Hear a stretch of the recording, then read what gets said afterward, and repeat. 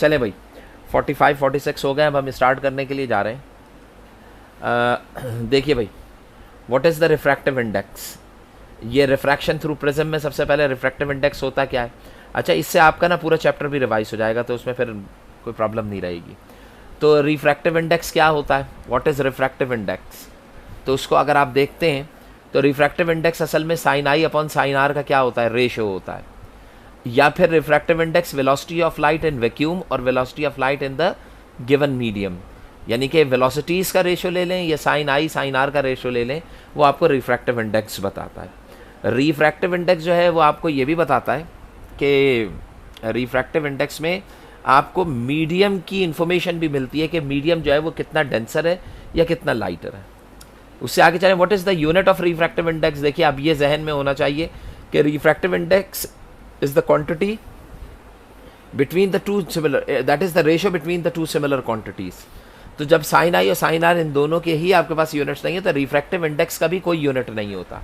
तो ये जो होगी आपके पास क्या होगी, यूनिटलेस क्वांटिटी, नो यूनिट। ये जहन में रखना है आपने।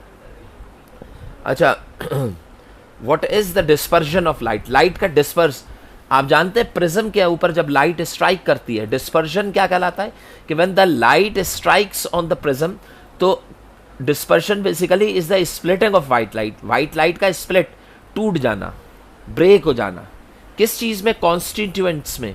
कॉन्स्टिट्यूएंट कलर्स यानी कि जिन कलर से मिलकर बनी हुई होती है 7 कलर्स। कॉन्स्टिट्यूएंट्स कलर्स का मतलब क्या होता है, विबग्योर जो होते हैं 7 कलर्स जो होते हैं, उसमें लाइट का टूट जाना जो होगा वो आपके पास क्या चीज़ कहलाएगा, वो आपके पास कहलाएगा डिस्पर्शन ऑफ लाइट। तो इसका मतलब क्या है कि when light strikes on the surface of prism, जब लाइट एंटर होगी तो एंटर होने के बाद जब यहाँ से बाहर निकलती है तो light splits into 7 different colours. और ये स्प्लिटिंग क्यों हो रही होती है, क्योंकि हर लाइट जो होती है वो डिफरेंट एंगल पे डेविएट करती है। जो इसमें डेविएशन आती है वो हर एक डेविएशन डिफरेंट एंगल पे आ रही होती है। मसलन कभी एंगल ज़्यादा होता है। अब देखिए, अगर मैं बात करता हूँ रेड लाइट की, तो रेड लाइट का एंगल जो होता है वो इनके रिलेटिवली डिफरेंट आता है कि एक रेड लाइट होगी और एक ब्लू लाइट होगी, तो दोनों यानी कि वॉलेट लाइट। तो हर लाइट अपने फ्रीक्वेंसी के रिलेटिवली डिफरेंट एंगल पे बेंड करती है, तो लाइट जो होती है वो अपने पाथ से डेविएट्स होंगी, तो लाइट स्प्लिट हो जाती है 7 डिफरेंट कलर। तो इसी स्प्लिटिंग को हम क्या कहते हैं, डिस्पर्जन कहते हैं। List the factor on which angle of deviation. अब ये मुझे बताइए कि अगर आपके पास प्रिज्म ये है, लाइट ऐसे स्ट्राइक करती है, ऐसे बेंड की और यहाँ से बाहर आ गई, ये जो होगा इमर्जेंट बीम और इंसिडेंट बीम के दरमियान जो एंगल बनेगा, इस एंगल को एंगल ऑफ डेविएशन कहते हैं। अब बताइए, ये एंगल ऑफ डेविएशन के फैक्टर्स कौन कौन से हैं जिस पे ये डिपेंड करेगा, डी की वैल्यू। तो देखिए क्या है, एंगल ए पे डिपेंड करेगा। एंगल ए कौन सा एंगल होता है, ये ऊपर वाला एंगल होता है। ऊपर वाला एंगल होने का मतलब क्या है, that is the angle of prism, कि प्रिज्म का एंगल क्या है, एंगल ऑफ प्रिज्म। आपको पता है कि यहाँ पर एंगल ऑफ प्रिज्म अगर आप कैलकुलेट करते हैं तो राइट एंगल वो इक्विलेटरल प्रिज्म के अंदर ये एंगल कितने डिग्री पे होता है, 60 डिग्री पे होता है। तो इसका मतलब क्या है कि अगर मैं एंगल ऑफ प्रिज्म को चेंज करता हूँ तो आप देखते हैं कि चेंज करने से डेविएशन के ऊपर भी क्या होगा, इफेक्ट आएगा, ये भी चेंज होने लगेगा, ठीक है ना। इसका एंगल ऑफ इंसिडेंस के ऊपर भी, अब ये लाइट यहाँ पे स्ट्राइक कर रही है, यहाँ पे इसका जो एंगल ऑफ इंसिडेंस टकराता है इसके ऊपर भी। तो देखिए, पहले किस चीज़ के ऊपर डिपेंड करता है, एंगल ऑफ प्रिज्म। दूसरा किस चीज़ के ऊपर डिपेंड करता है, एंगल ऑफ इंसिडेंस जिससे एंटर हो रही है।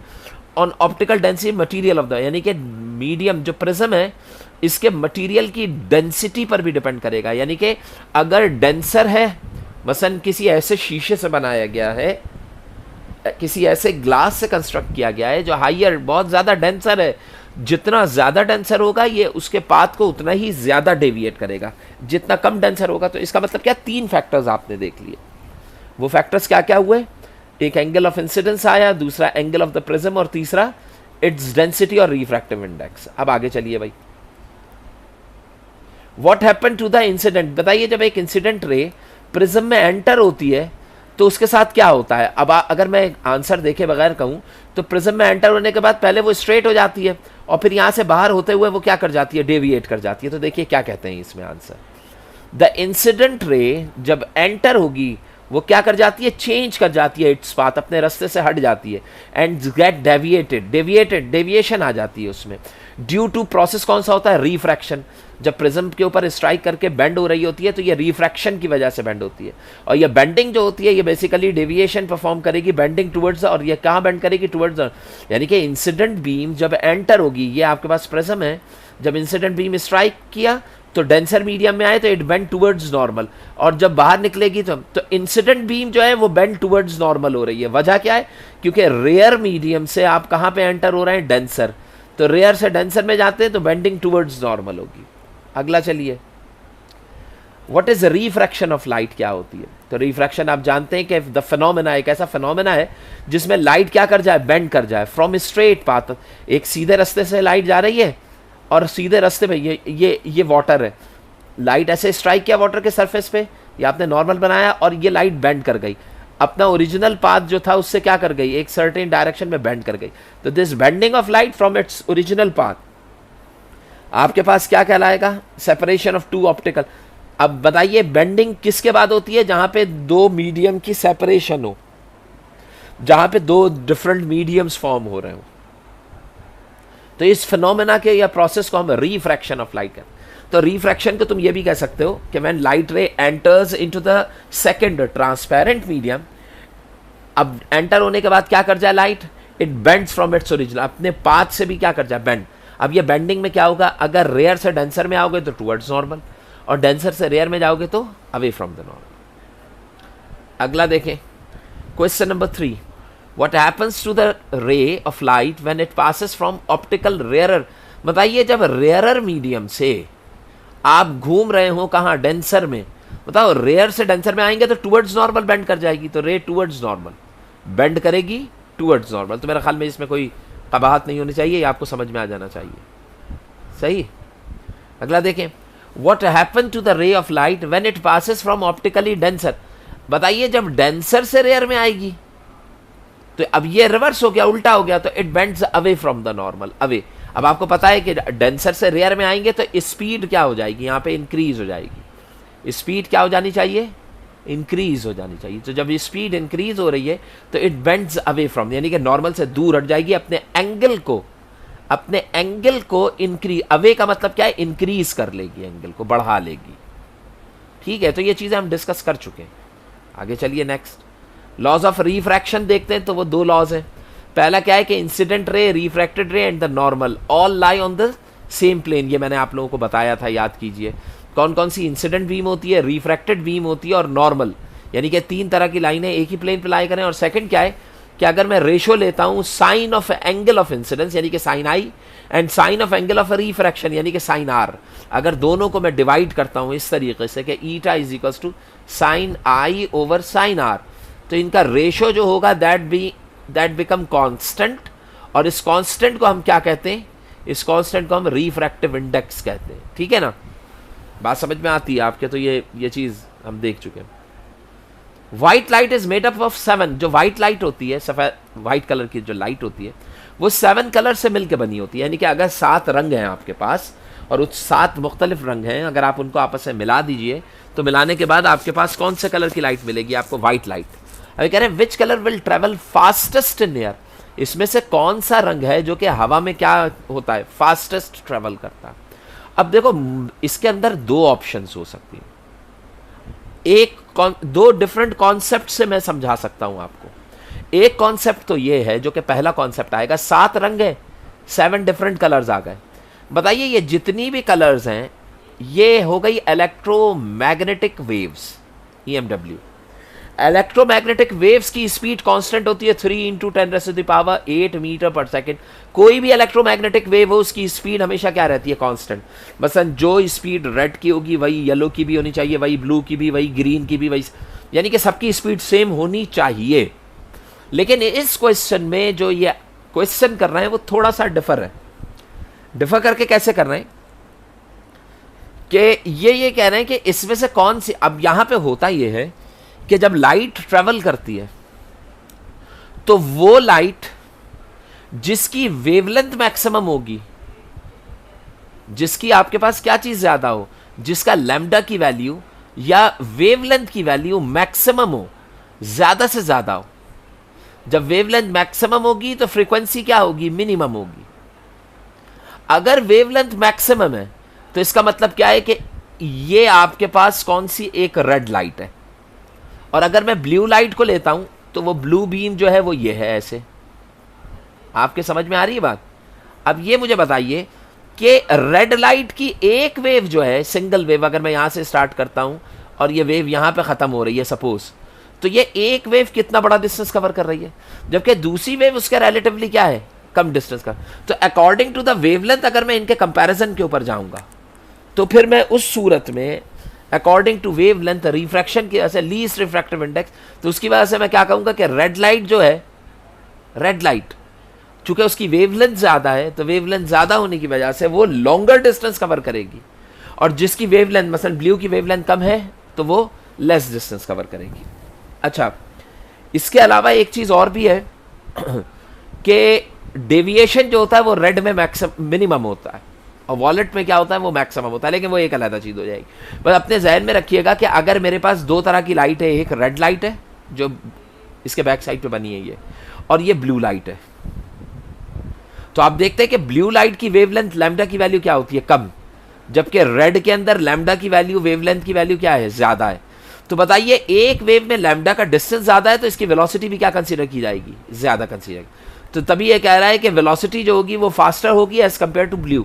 और इन्होंने इसके आंसर के लिए यहाँ पे क्या लिखा है कि रेड लाइट का जो रिफ्रैक्टिव इंडेक्स होता है वो लीस्ट होगा। बताइए जब रिफ्रैक्टिव इंडेक्स कम से कम हुआ तो मीडियम जो है वो लेस डेंसर हुआ, हल्का हो गया। तो इसका मतलब क्या है कि कोई मीडियम अगर किसी लाइट को बहुत हल्का लग रहा है तो उस मीडियम में उस लाइट की स्पीड जो होगी वो मैक्सिमाइज हो जाएगी। ये किस सेंस में, जब आप रिफ्रैक्टिव इंडेक्स या रेजिस्टिव पावर या रिफ्रैक्शन की बात करेंगे। लेकिन अगर मैं किसी मीडियम के अंदर रिफ्रैक्शन की बात नहीं करता, मेरे पास सेम डेंसिटी का मीडियम है, तो तमाम वेव्स की स्पीड या वेलोसिटी क्या रहेगी आपके पास, कांस्टेंट रहेगी। ये चीज ध्यान में रखिएगा कि इलेक्ट्रोमैग्नेटिक वेव जो होती हैं उनकी वेलोसिटीज ऑलमोस्ट क्या रहती हैं, चाहे वो रेडियो वेव्स हो, चाहे वो क्या कहेंगे उसे, रेडियो वेव्स हो, या आपके पास इंफ्रारेड हो, या अल्ट्रावायलेट हो, गैमा हो, एक्सरेज हो, इन सब की वेलोसिटी कांस्टेंट मीडियम में कांस्टेंट ही रहती, सेम मीडियम में कांस्टेंट ही रहती है। अच्छा आगे चलिए, what is prism? Prism is the portion. Prism जो होता है वो एक पोर्शन होता है किस चीज का, यानी कि एक ट्रांसपेरेंट मीडियम से बना हुआ होता है। पोर्शन का मतलब क्या है कि बना होता है। Bounded by two planes refracting surface, जिसके अंदर दो रिफ्रैक्टिंग प्लेन्स होती हैं, इंक्लाइन टू ईच अदर। मसलन देखिए ये दो आप ऐसे ही रखते हैं ना प्रिज्म को, और जब आप यूं रखेंगे तो यहां से लाइट स्ट्राइक करती है, लाइट सीधी होकर यहां से बाहर निकल आती है। अगर मैं आपसे कहूं कि कितनी प्लेन है, तो ये फर्स्ट प्लेन हुई, ये सेकंड प्लेन हुई, यानी कि ये सेकंड प्लेन है, ये फर्स्ट प्लेन। जो थर्ड प्लेन होती है जो आपके सामने होती है, इसको हम कहते हैं बेस, और जो बेस होती है वो रिफ्रैक्शन में हिस्सा नहीं लेती। तो इसका मतलब क्या है कि रिफ्रैक्टिंग प्लेन्स या सरफेसेस जो होंगी वो कितनी होंगी, only two refracting planes would be there each other with an angle. और उमूमन इनके दरमियान में, ये रिफ्रैक्टिंग प्लेन्स के दरमियान में अगर मैं यहाँ पे एंगल को देखूं तो वो कितने डिग्री होगा, 60 डिग्री होगा। What is the angle of prism? Base के इन फ्रंट, देखिए the angle of prism basically क्या कहलाएगा, बेस के इन फ्रंट जो एंगल बन रहा होता है, यहाँ पे 60 डिग्री बन रहा है, that is the angle of prism. आगे चलिए, what are the 7 colours obtained when light passes through the prism? बताइए कि what are the 7, कौन से 7 कलर्स होते हैं। तो उनको जज करने के लिए आपके पास क्या है, अगर आप विब्ग्योर याद रख लें, विब्ग्योर, तो इससे आपको याद रहेगा। Y से वॉलेट हुआ, I से इंडिगो हो गया, B से ब्लू, फिर ग्रीन, फिर येलो, फिर ऑरेंज, और आखिर में रेड। तो इसके अंदर वॉलेट जो होता है, यानी कि अगर आप प्रिज्म बनाते हैं तो वॉलेट में डेविएशन मिनिमम होता है, कम से कम डेविएशन। सॉरी लो यार, ये किधर पहुंच गए, एक मिनट। वॉलेट में डेविएशन कम से कम होता है। अब इंडिगो भी भाई कुछ इसी तरीके का होता है, इसी का शेड होता है येलो का। फिर उसके बाद ब्लू, यानी कि वॉलेट, इंडिगो और ब्लू, ये तीनों ब्लू के ही शेड होते हैं। फिर उसके बाद ग्रीन होता है, तो ग्रीन में यहाँ से सेलेक्ट करके ग्रीन के अंदर डिफ्लेक्शन आएगी। फिर ग्रीन के बाद येलो, उससे भी ज़्यादा डिफ्लेक्ट करेगा, बेंड कर जाएगा। येलो इधर तो आई नहीं, तो भाई अब ये येलो का कलर ऐसे ही, ये ऐसे बना लो येलो। और आखिर में एंड के ऊपर आपके पास सबसे ज़्यादा डिफ्लेक्शन किस में आ रही होती है, रेड में। तो रेड एक ऐसा कलर है जो मैक्सिमम क्या करेगा, बेंड करेगा, और मिनिमम बेंड कौन सा करेगा, वॉलेट करेगा। अब यहां पे कॉन्सेप्ट जो आ रहा है कि अगर आपके पास कलर्स में वॉलेट और रेड दिए हुए हैं, अगर कोई आपसे पूछे कि भाई वॉलेट कम क्यों कर रहा है और रेड ज्यादा क्यों कर रहा है, तो रेड की वेवलेंथ ज्यादा है, जिसकी वेवलेंथ ज्यादा उसकी बेंडिंग भी क्या होगी, ज्यादा। जिसकी वेवलेंथ, अब ये जो आपके पास है ये वॉलेट है, इसकी वेवलेंथ कम होगी तो इसकी बेंडिंग भी क्या होगी, इसके मुकाबले में लेस होगी।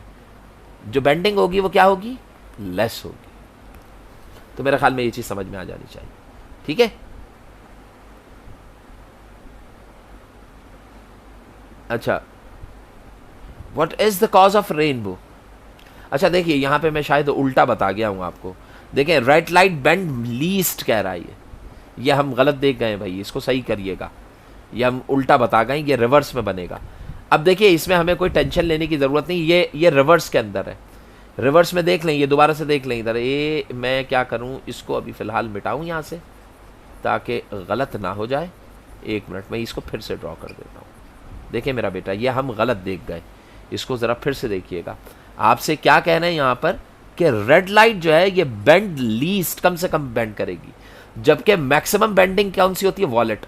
देखो इसकी एक और रीजन भी है, ये मेरे अभी जहन में आई, कि ये जो सिग्नल की लाइट्स होती हैं, सिग्नल लाइट्स, इसके अंदर जो लाइट्स आपको बनाई होती हैं, इसके अंदर रेड भी होता है, ब्लू ग्रीन होता है और ऑरेंज होता है।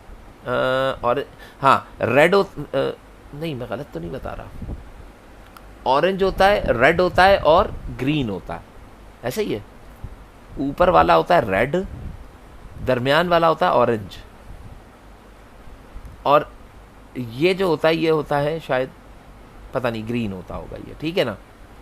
अब देखो इसके अंदर करा क्या जाता है, ये जो डेंजर सिग्नल्स हैं इनको हम रेड क्यों लेते हैं, रेड कलर क्यों होता है इनका, ये मैंने क्लास में भी बताया था आपको। रेड इस वजह से होता है कि रेड से निकलने वाली वेव की वेवलेंथ ज्यादा होती है, तो ये लॉन्गर डिस्टेंस कवर करता है, ये ज्यादा डिस्टेंस कवर करेगा। जबकि अगर इसमें से कोई सिग्नल वॉलेट कलर का या ब्लू कलर का होता तो ब्लू की वेवलेंथ बहुत ही कम होती है, तो जब कम वेवलेंथ के ऊपर ब्लू ट्रेवल करेगा तो ये लॉन्गर डिस्टेंस ट्रेवल नहीं कर पाएगा। बताइए, जब आप वेव्स की वेवलेंथ को कम करते हैं और फ्रीक्वेंसी बढ़ा देते हैं तो वो बहुत माइनर डिस्टेंस कवर कर पाती है। ये बिल्कुल ऐसा ही है कि आपके गेट के ऊपर जो सिग्नल इंस्टॉल हुआ है उसमें आपको रेड कलर, अगर आप बहुत दूर जाके देखें तो आपको रेड कलर दूर से दिखाई दे रहा होगा, क्यों, क्योंकि उसकी वेवलेंथ ज्यादा है तो वो लॉन्गर डिस्टेंस ट्रेवल कर जाएगा। लेकिन जो ब्लू कलर होता है, चूंकि उसकी वेवलेंथ कम होती है, लिहाजा ये लॉन्गर डिस्टेंस कवर नहीं कर सकता है। इसका मतलब ये हो गया कि अगर मैं पीछे चलता जाऊं, दूर आता जाऊं, तो जो ब्लू लाइट होगी ना वो गायब हो जाएगी, आपको नजर नहीं आएगी। लेकिन आपको रेड लाइट जो है वो बहुत दूर से भी क्या हो रही होगी, दिखाई दे रही होगी। और उसका रीजन इनकी वेवलेंथ, लैम्डा की वैल्यूज है। इसके अंदर वेवलेंथ इसकी जो होती है वो ज्यादा होती है और दूसरे की वेवलेंथ उसके रिलेटिवली क्या होती है, कम होती है। अच्छा, अब ये देखिए, ये एक और चीज है, ये जरा जहन में रखिएगा। ये पहले हुआ करता था लेकिन अभी इसको जरा समझिएगा। What is the cause of rainbow, जो आसमान पे रेनबो बनती है उसका रीजन क्या है। तो देखिए, द टाइनी वाटर ड्रॉपलेट्स, जब बारिश हो जाती है तो पानी के छोटे छोटे कतरे जो होते हैं, जो ड्रॉपलेट्स होते हैं, ये पानी का कतरा हो गया, ठीक है ना। अब जो ये ड्रॉपलेट है, इस ड्रॉपलेट के अंदर जो सनलाइट, सूरज यहां पर है, सन की लाइट जब इस ड्रॉपलेट से एंटर होती है, स्ट्राइक करती है, तो देखिए आप अगर देखें तो इस ड्रॉपलेट का जो ऊपर वाला हिस्सा बन रहा है, क्या वो प्रिज्म की दो सरफेसेस की तरह है, यकीनन। तो जब यहां पे एंटर होता है तो एंटर होने के बाद यहां पे स्ट्राइक करता है। अब ये प्रिज्म के अंदर क्या होता है, उसका कुछ हिस्सा तो बैक साइड पे चला जाता है, लेकिन कुछ हिस्सा टोटल इंटरनली रिफ्लेक्ट बैक करके यहां से क्या हो जाता है, वापस आ जाता है। यानी कि अगर ड्रॉपलेट इस तरीके से है तो लाइट ऐसे स्ट्राइक करती है, अंदर जाती है, और इस पॉइंट के ऊपर इसका एंगल ऑफ इंसिडेंस जो होता है वो इसके क्रिटिकल से बढ़ जाता है। ये एंगल ऑफ इंसिडेंस जो है आई, ये इसके क्रिटिकल एंगल से क्या हो जाता है, ज्यादा। अब बताओ, क्रिटिकल से ज्यादा हो गया तो इस तरफ तो नहीं जा सकेगी ना लाइट, बल्कि लाइट क्या कर जाएगी, reflect back into the same medium, और यहां से वापस लौट आती है। तो इसका मतलब क्या है कि ड्रॉपलेट से लाइट स्ट्राइक किया और वापस लौट आई। जब ये वापस लौट रही होती है और यहां से बाहर निकलती है तो यहां पे प्रिज्म इफेक्ट बिल्डअप होता है। बाहर निकलते हुए ये लाइट जो होती है वो 7 कलर्स के अंदर क्या हो जाती है, स्प्लिट हो जाती है। तो बताइए, आप अगर यहां पे खड़े हो, ये है सूरज, ठीक है ना, और आप यहाँ पे खड़े हैं ज़मीन पर और आपको रेनबो इधर दिखाई दे रही है, तो जब ये ड्रॉपलेट से स्ट्राइक करके रिफ्लेक्ट बैक करेगी तो आपको रेनबो नहीं। इसका मतलब क्या है कि रेनबो आपको उस वक्त दिखाई देगी जब इस बंदे के बैक साइड के ऊपर यहाँ पे क्या हो, इस बंदे के बैक साइड के ऊपर अगर सूरज है ना तो आपको रेनबो दिखाई दे रही होगी।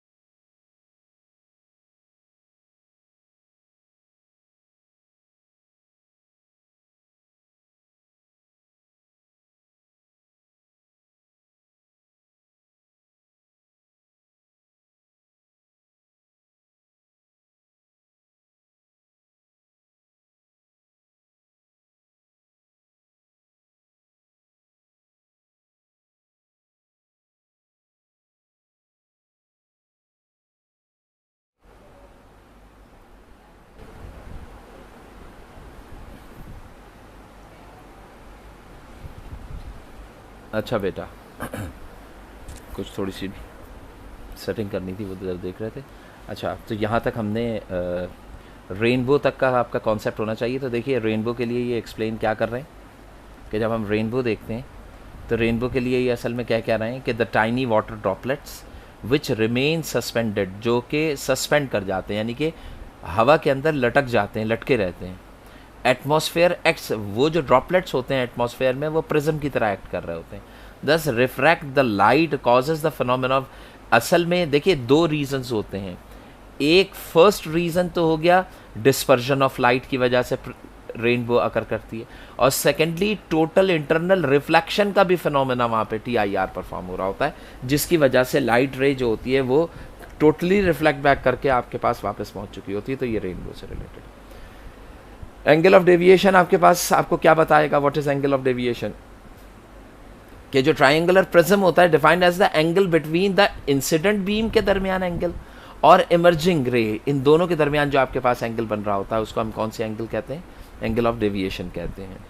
अच्छा, तुम लोग जो हो वो जो आप लोग क्वेश्चंस कर रहे हैं, उन क्वेश्चंस के लिए ये है कि ये अभी थोड़ा सा देख लेते हैं, उसके बाद जो आप लोग उसके लिए कह रहे हैं ना कि इलेक्ट्रोमैग्नेटिज्म या मोटर से रिलेटेड चीज़ें, ये हम अगर क्लास में आमने सामने कर सकेंगे ना तो वो हमारे लिए ज़्यादा बेहतर होगा। तो अभी ये जो चीज़ें हैं ना इनको अगर हम कवर अप कर जाएं तो वो बहुत बेहतर है। देखिए ये सेम क्वेश्चंस वैसे ही रिपीट हो रहे हैं, तो ये चीज़ें हम कर चुके हैं, तो इसको देखने की अभी फ़िलहाल ज़रूरत नहीं। अब ये देखिए ये MCQs आ गए।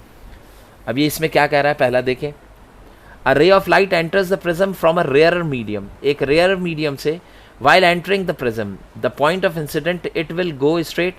भाई देखिए क्या कह रहा है कि ray of light that enters the prism a rare, यानी कि एक प्रिज्म में जब रे ऑफ लाइट एंटर होती है कौन से मीडियम से, रेयरर से, तो जब रेयरर मीडियम से एंटर होगी प्रिज्म में तो ये स्ट्रेट हो जाती है। अब ये बताइए डेंसर है तो it bend towards normal, normal की तरफ बेंड कर जाएगी जब प्रिज्म में एंटर होगी।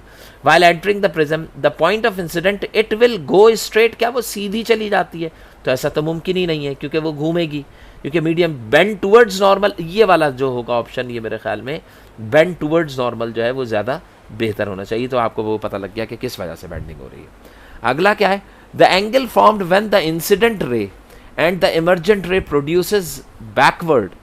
अगर मैं इंसिडेंट बीम को, जो इंसिडेंट रे थी उसको, और इमर्जेंट जो बाहर निकल रही थी, यानी कि जो एंटर हो रही थी, ये प्रिज्म है, ये प्रिज्म में लाइट एंटर हो रही है, ये प्रिज्म से बाहर निकल रही है, अगर मैं एंटर होने वाली लाइट को आगे की तरफ बढ़ाऊं और बाहर निकलने वाली लाइट को बैक पे प्रोसीड करूं, तो इनके दरमियान जो एंगल बनेगा उसको हम क्या कहेंगे, एंगल D, यानी कि डेविएशन एंगल कंसीडर किया जाएगा, तो ये एंगल ऑफ डेविएशन कहलाएगा। सही, C आंसर होगा इसका। अगला देखें question number 3, the angle formed between two planes, जो दो प्लेन्स के दरमियान में एंगल बनेगा, ये अभी हमने देखा था, उस एंगल, दो प्लेन्स कौन सी है, रिफ्रैक्टिंग प्लेन्स जो होती हैं प्रिज्म की, उनके दरमियान जो एंगल आपके पास बन रहा होता है वो एंगल ऑफ प्रिज्म कहलाएगा, प्रिज्म का एंगल कहलाएगा, ठीक है ना। उसके बाद क्या कह रहा है, the angle between two lateral faces of the prism is called angle of prism, ये वही वाली इन्होंने उसकी डेफिनेशन दे दी है। नेक्स्ट क्या है, when a white light passes through a prism, जब एक व्हाइट लाइट प्रिज्म से गुजरती है तो स्प्लिट हो जाती है, टूट जाती है into bands of 7 colours. The maximum colour in the band is the maximum, उस बैंड के अंदर जो सबसे ज्यादा कलर आपको दिखाई दे रहा होता है, वो ये कह रहे हैं कि जो सबसे ज्यादा दिखाई देगा वो ब्लू होगा। अब ये बताइए ब्लू क्यों होगा, क्योंकि वो डिस्पर्स मोर होता है। देखिए ब्लू हम क्यों कहते हैं, उसका एक रीजन भी है, वो रीजन ये है कि आप स्टार्टिंग में देखें तो आपके पास आता है वॉयलेट, फिर आता है इंडिगो, ठीक है ना, फिर आता है ब्लू। ये जो इंडिगो और वॉयलेट है ये ब्लू के डिफरेंट शेड्स होते हैं, तो इन शेड्स के अंदर जो मैक्सिमम डिस्पर्शन आपको दिखाई दे रही होती है वो कौन से कलर की होगी, ब्लू। तो तभी इन्होंने कहा है कि ब्लूइश कलर जो होगा वो मैक्सिमम क्या हो रहा होता है, डिस्प्ले हो रहा होता है। नेक्स्ट देखिए, the colour of the light that travels, वो कलर जो कि ट्रैवल कर सके, फास्टेस्ट, तेजी से ट्रैवल करे। आपको पता है जिसकी वेवलेंथ ज्यादा होगी वो तेज, और रेड की सबसे ज्यादा होती है एयर में, तो वो आपके पास क्या होगा, रेड कलर होगा, जिसकी वेवलेंथ लार्जर है। ये चीज आपके समझ में आ गई होगी कि लार्जर वेवलेंथ क्या है। कह रहे हैं the refractive index of prism is 1.5। अब बताइए अगर ग्लास स्लैब होता तो उसका भी 1.5 होता है, क्योंकि मटेरियल का रिफ्रैक्टिव इंडेक्स होता है। Then the velocity of light will be, अब बताइए अगर रिफ्रैक्टिव इंडेक्स किसी प्रिज्म का 1.5 है तो वेलोसिटी ऑफ लाइट, इसका मतलब क्या है कि अगर किसी मीडियम का, ये एक मैंने मीडियम बनाया, इसके अंदर इसका रिफ्रैक्टिव इंडेक्स 1.5 लिख दिया, तो इसका मतलब क्या है, इस मीडियम के अंदर लाइट रे जब एंटर होगी तो उसकी स्पीड क्या होगी, स्लो हो जाएगी। देखिए अगर ईटा की वैल्यू ग्रेटर देन 1 आ रही है तो इसका मतलब क्या है, उस मीडियम के लिए speed of light with respect to air जो होगी वो क्या कर जाएगी, स्लो कर जाएगी या बेंड करेगी टुवर्ड्स नॉर्मल। तो बताइए the velocity will be more in air than the glass. ये वाली बात समझ में आती है कि हवा के अंदर ग्लास के मुकाबले में स्पीड क्या होगी ज्यादा, या ग्लास के अंदर हवा के मुकाबले में स्पीड जो होगी ग्लास के अंदर वो कम हो जाएगी। तो क्या है, more in air than the glass, तो ये ठीक है। More in glass than the air तो ये तो गलत हो जाएगा, ग्लास के अंदर तो ज्यादा हो ही नहीं सकती ना, वो तो स्लो डाउन हो जाएगी। सेम नहीं हो सकती और ना ही चौथा ऑप्शन आएगा आपके पास। अगला चलिए, the phenomena due to which the thin film of oil shows colour. अब ये थिन फिल्म ऑफ ऑयल है, देखो मैं तुम्हें एक बात बताऊं, ये वैसे इसमें इतना डिटेल के अंदर जाने की ज़रूरत नहीं है। इसका आंसर जो है वो रिफ्रैक्शन भी हो सकता है, डिस्पर्शन भी है, इंटरफेरेंस आपने पढ़ा नहीं है लेकिन इंटरफेरेंस भी होता है। अब ये एक चीज़ मैं तुम्हें बताऊं कि ये थिन फिल्म क्या बनती है, थिन फिल्म होती क्या है। आपने देखा होगा रोड के ऊपर जब पानी पड़ा होता है और उस पानी के ऊपर क्या होता है, ऑयल चूंकि लाइटर होता है ना पानी से, तो रोड के ऊपर जब बारिश होती है उमूमन सड़क के ऊपर, तो रोड में नीचे वाले हिस्से में जब ऊपर से पानी पड़ता है तो पानी हैवियर होता है ऑयल से, तो पानी जो होता है वो नीचे बैठ जाता है और ऊपर वाली सरफेस में क्या चीज़ आ जाती है, ऑयल आ जाता है। तो ऑयल की एक बारीक सी लेयर बन जाती है। जब लाइट रे इस लेयर पे गिरती है, जब स्ट्राइक करती है, तो अंदर जाने के बाद रिफ्रैक्ट होकर जब बाहर निकलती है तो ये यहाँ पे प्रिज्म इफेक्ट बनता है और ये कलर जो है वो 7 कलर्स में ब्रेक हो जाती है। अब बताओ 7 कलर्स में ब्रेक होने का मतलब क्या है कि आप तुमने देखा होगा कि सड़क के ऊपर अगर तेल पड़ा हुआ है और बारिश होती है तो जब वो तेल ऊपर आता है और उस पर लाइट पड़ती है तो आपने देखा होगा तेल के ऊपर जो होते हैं वो 7 रंग डिफरेंट कलर्स जो होते हैं वो आपके पास दिखाई देने लग जाते हैं, विजिबल हो जाते हैं। तो वो प्रोसीजर जो प्रोसेस हो रहा होता है उसके अंदर रिफ्रैक्शन का फिनोमेना भी होता है, उसके अंदर डिस्पर्शन भी होता है, इंटरफेरेंस आप जानते नहीं लेकिन ये भी होता है। तो इसका आंसर क्या होगा, ऑल ऑफ दीज। अच्छा आगे चलिए, टोटल रिफ्लेक्टिंग प्रिज्म, ये कौन सा प्रिज्म है, टोटल रिफ्रैक्टिंग प्रिज्म। अब देखें टोटल रिफ्रैक्टिंग प्रिज्म का मतलब क्या हो गया कि ये ऐसा प्रिज्म होगा जो कि मुकम्मल तौर पे रेस को रिफ्रैक्ट नहीं करेगा बल्कि क्या कर रहा होगा, रिफ्लेक्टिंग प्रिज्म है, रिफ्लेक्ट कर रहा होगा। मसलन अगर मैं एक प्रिज्म, देखिए इस टोटल रिफ्लेक्टिंग प्रिज्म जो होता है अगर मैं उसको देखूं तो टोटल रिफ्लेक्टिंग प्रिज्म का जो एंगल होता है, यहां वाला एंगल, ये एंगल जो है ये 90 डिग्री बनता है। ऊपर वाला एंगल कितने डिग्री बनता है, 90। और ये दोनों तरफ एंगल कितने डिग्री बन रहा होता है, 45। इसको हम कहते हैं टोटली रिफ्लेक्टिंग प्रिज्म। अब इसकी खास बात क्या होती है कि अगर इस प्रिज्म को ऐसे बेंड करके मैं यूं लगा दूं ऐसे, तो इसमें खास बात ये होती है कि अगर ऊपर से लाइट आ रही है और इस प्रिज्म में एंटर हुई तो जब ये इस सरफेस से टकराती है तो इसका एंगल यहाँ पे अगर मैं परपेंडिकुलर ड्रॉ करूँ तो प्रिज्म का जो एंगल ऑफ इंसिडेंस अगर मैं 42 डिग्री ले रहा हूँ तो ये 42 डिग्री से या 38 डिग्री से एक्सीड कर जाता है। तो ये रिफ्लेक्टिंग प्रिज्म का मतलब क्या है कि ये टोटली इसके अंदर ऐसे रिफ्लेक्ट बैक कर जाता है और ये सेकंड मीडियम में एंटर नहीं होती लाइट रे। तो इसका मतलब क्या है कि जैसे टोटल इंटरनल रिफ्लेक्शन करते थे कि light reflect back into the denser medium. अब बताइए डेंसर मीडियम में ट्रैवल कर रही है इनसाइड द, स्ट्राइक करने के बाद रेयरर में जाने की कोशिश कर रही है, तो यहाँ पे ये प्रोसेस परफॉर्म नहीं होगा और ये डेंसर के अंदर वापस लौट जाएगी। तो अब आप देखते हैं कि ये जो आपके पास टोटली रिफ्लेक्टिंग, ये वाले प्रिज्म रिफ्लेक्टिंग नहीं होंगे क्योंकि इसके अंदर बेस जो एंगल बन रहा है आपके पास ये 60 डिग्री बन रहा है। लेकिन अगर आपके पास बेस एंगल यहाँ पे 60 के बजाय कौन सा डिग्री बन रहा होगा, 90, तो आप देखेंगे कि लाइट रे जब भी स्ट्राइक करेगी, एंटर होगी, वो क्या कर जाएगी, टोटल इंटरनली रिफ्लेक्ट बैक कर जाएगी। तो टोटल रिफ्लेक्टिंग प्रिज्म का जो एंगल होता है, ये रट्टा मार लें अच्छी तरीके से, वो 90 डिग्री होता है। और मैंने आपको क्लास में भी बताया था कि टोटल रिफ्लेक्टिंग प्रिज्म 90 डिग्री का जो होता है वो एक खास किस्म के मटेरियल से बनाया जाता है जो बहुत कॉस्टली होता है।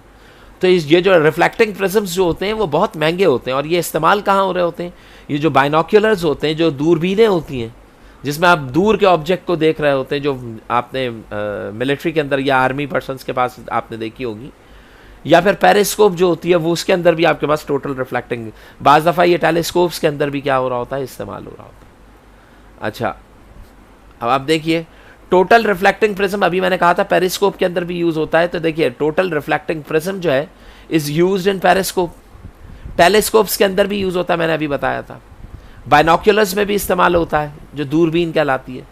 तो बोथ ए एंड बी जो होगा वो इसका सही आंसर होगा, दोनों में इस्तेमाल होता है। क्वेश्चन नंबर 10 क्या कह रहा है? अच्छा इसको रहने दीजिएगा, ये फिर डिटेल के अंदर चले जाएंगे। अच्छा यहाँ पे देखिएगा, ये वाला क्वेश्चन नंबर 11 जो है इसको जरा चेक कीजिएगा। The correct procedure for measuring the angle of incidence in prism. बताइए अगर मुझे एंगल ऑफ इंसिडेंस इस प्रिज्म के अंदर मेजर करना हो तो मैं डी को कैसे रखूंगा? भाई देखिए जब मैंने ये नॉर्मल खींचा है तो एंगल ऑफ इंसिडेंस यही एंगल होगा। तो इसके लिए मुझे देखिए अगर मुझे ये वाला एंगल मेजर करना है तो डी का जो साइड है वो मुझे इस नॉर्मल पे रखना होगा। डी हमेशा किस पे, जो आप प्लेस करते हैं डी को, वो हमेशा कहां प्लेस करते हैं? On normal. आप हमेशा इसे कहां प्लेस करेंगे? On the normal line. तो देखिए यहां पे डी नॉर्मल पे नहीं प्लेस है, यहां तो इंसिडेंट बीम पे प्लेस है। यहां पे देखें डी जो है वो नॉर्मल पे प्लेस है, लेकिन बताइए यहां पे डी ये वाला एंगल मेजर करेगा जो कि कौन सा एंगल होगा? Angle of refraction. लेकिन इसके थ्रू एंगल ऑफ इंसिडेंस तो नहीं मेजर हुआ ना। अब यहां पे देखें ये वाला साइड देखिए आप, इस वाले साइड में एंगल जो नॉर्मल था उसके ऊपर आपने डी की लाइन रखी है और ये एंगल ऑफ इंसिडेंस ये वाला एंगल आई पता लग रहा है। तो मेरे ख्याल में ये सी जो होगा वो सही होगा। अब बताइए एंगल जो होता है वो नॉर्मल से मेजर होता है, जबकि इन्होंने डी की बेस कहाँ रखी हुई है? सरफेस पे रखी है। तो ये वाला भी साइज क्या होगा? गलत होगा। तो इसका आंसर क्या होना चाहिए? इंसिडेंस के लिए सी, और अगर रिफ्रैक्शन के लिए होना चाहिए तो आंसर क्या होगा? बी। ठीक है। अच्छा अब ये जो विब्ग्योर कलर्स होते हैं जो कि प्रिज्म से निकलते हैं, उसमें से शॉर्टेस्ट वेवलेंथ कौन सी होगी? यानी कि कम से कम वेवलेंथ। तो आपको पता है मैक्सिमम, ज्यादा से ज्यादा वेवलेंथ किसकी होती है? हाईएस्ट वेवलेंथ मैक्सिमम वो रेड की होगी। तो वापस आते जाएंगे तो कम होती जाएगी। ऑरेंज की उससे कम होती है, येलो की उससे भी कम, ग्रीन की उससे भी कम, और वॉयलेट की क्या होगी? मिनिमम, शॉर्टेस्ट होगी सबसे कम। तो शॉर्टेस्ट के लिए आपके पास आंसर क्या आएगा? वॉयलेट आएगा। The factor responsible for refraction, वो फैक्टर जो कि रिस्पॉन्सिबल होता है किस चीज के लिए? Refraction of light when passes through the prism. जब प्रिज्म से गुजरती है तो वो कौन सा फैक्टर होता है जिसकी वजह से रिफ्रैक्शन ऑफ लाइट का फिनोमेना? अब बताइए यहां पे ये कह रहे हैं कि जो रिफ्रैक्शन परफॉर्म होगा वो रिफ्रैक्टिव इंडेक्स की वजह से परफॉर्म होगा। क्योंकि देखें जब आप देखते हैं कि रिफ्रैक्शन का फिनोमेना परफॉर्म हो रहा है तो इसका मतलब क्या हो गया कि जो रिफ्रैक्शन परफॉर्म होगा वो रिफ्रैक्शन टू डिफरेंट मीडियम्स की वजह से परफॉर्म हो रहा होगा। अगर आपके पास टू डिफरेंट मीडियम्स हैं, दो मुख्तलिफ मीडियम है, तो पहले मीडियम की डेंसिटी दूसरे के रिलेटिवली कुछ और होगी, तो इसका मतलब क्या है कि उसका कोई ना कोई रिफ्रैक्टिव इंडेक्स आएगा। तो इसका मतलब क्या है? रिफ्रैक्टिव इंडेक्स डिफरेंट होने की वजह से आपके पास रिफ्रैक्शन का फिनोमेना परफॉर्म होगा। दूसरा क्या है? इंसिडेंट लाइट ऑफ रे। अभी बताइए कि इंसिडेंट लाइट जो होती है वो भी जरूरी होती है। अगर इंसिडेंट बीम हो ही नहीं तो रिफ्रैक्शन का फिनोमेना ही नहीं हो सकेगा। एंगल ऑफ प्रिज्म देखें अगर आप, तो अगर एंगल ऑफ प्रिज्म एग्जिस्ट करेगा तो ही ये रिफ्रैक्शन ऑफ लाइट का फिनोमेना हो सकेगा। अगर एंगल एग्जिस्ट ही नहीं करे, मसलन दोनों लाइनें बिल्कुल स्ट्रेट हो जाएं, यानी कि प्रिज्म बने ही नहीं, तो रिफ्रैक्शन का फिनोमेना परफॉर्म नहीं हो सकेगा। तो इसके अंदर जो बज़ाहिर बता रहे हैं ये तीनों फैक्टर्स इंक्लूड हैं। आगे चलिए। अच्छा इसको छोड़ दीजिएगा, जो हमारे उससे रिलेटेड है हम सिर्फ उनको कर लेंगे। For performing experiment to trace the path of the light prism incidents taken should be, अच्छा measurable angle of the deviation. जो एंगल ऑफ डेविएशन होता है वो बेसिकली आप जब डेविएशन एंगल निकालते हैं ना, तो वो डेविएशन एंगल ऑलमोस्ट कितने डिग्री आ रहा होता है आपके पास? तकरीबन 42 डिग्री आ रहा होता है। तो अब ये बताइए कि 42 डिग्री में थोड़ा बहुत कम और ज़्यादा होता है, यानी कि वो 38 से 42 के इन बिटवीन आ रहा होता है एंगल ऑफ डेविएशन, जो प्रिज्म उसको डेविएट करता है। तो बताइए ये जो 38 से 42 की रेंज इसमें तो लाई नहीं कर रही। 30 to 60 के अंदर अगर आप देखें तो यहाँ पे लाई कर रही है। 30 to 90 ये तो ज़्यादा हो गया, 60 काफ़ी था, तो ये तो गलत हो जाएगा, बहुत ज़्यादा रेंज हो गई। 60 to 90 नहीं हो सकता, तो आंसर क्या होगा? बी। यानी कि 30 से लेके 60 तक की वो स्मॉलेस्ट रेंज है जिसके अंदर ये जो होगा वो लाई करेगा। अच्छा अगर इक्विलेटरल प्रिज्म है, इक्विलेटरल का मतलब क्या हो गया? तीनों साइड्स बराबर हैं, तो एंगल कितना डिग्री होगा? 60। तो उसका प्रिज्म का एंगल जो होगा वो 60 डिग्री के ऊपर आएगा। अब देखिए ये क्या कह रहे हैं, ये क्वेश्चंस दे रहे हैं, स्किल क्वेश्चंस। अच्छा ये जस्ट आप लोग रीड कर लेंगे तो आपके समझ में आ जाएंगे, मैं अब इतनी डिटेल के ऊपर नहीं जाऊंगा, ठीक है ना। ये वाले क्वेश्चंस रहने दीजिएगा, इनको ना कीजिएगा, क्योंकि जो आपके प्रोसीजर है उससे रिलेटेड क्वेश्चंस आने बहुत मुश्किल हैं और ना ही वो ये पूछेंगे। अच्छा, अब देखिए क्वेश्चन नंबर 21, ज़रा हम थोड़ा जल्दी कर रहे हैं ताकि ये कवर अप भी हो जाए और हम ज़्यादा से ज़्यादा पोर्शन कवर अप कर सकें। The ray of light strikes the surface of the glass prism. अगर एक लाइट रे सरफेस ऑफ ग्लास प्रिज्म से स्ट्राइक करे, making an angle of 90 degree, ऐसे स्ट्राइक करे कि 90 डिग्री पे, मसलन देखो ये प्रिज्म है, ठीक है, ये इसकी सरफेस है, जो लाइट रे स्ट्राइक कर रही है वो बिल्कुल परपेंडिकुलरली 90 डिग्री पे स्ट्राइक करे। बताइए जब किसी सरफेस पे 90 डिग्री से स्ट्राइक करेंगे तो उसमें डेविएशन आएगा? बिल्कुल भी नहीं।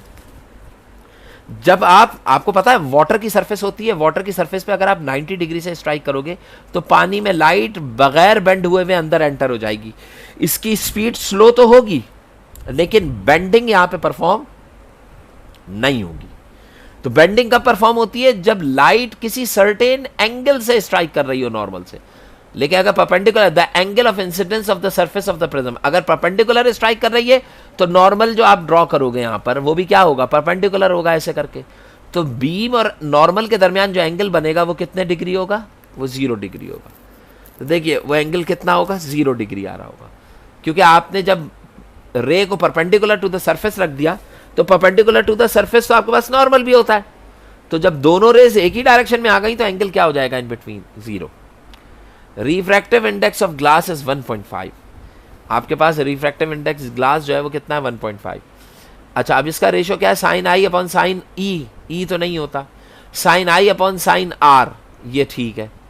फिर sine R upon sine I, ये रिवर्स में होता है जब रेयर से डेंसर में आ रहे हो, सॉरी डेंसर से रेयर में आते हो, और ये भी नहीं हो सकता। तो आपके पास स्नेल्स लॉ जो है एक्सप्लेनेशन में वो यही होगा, sine I upon sine are.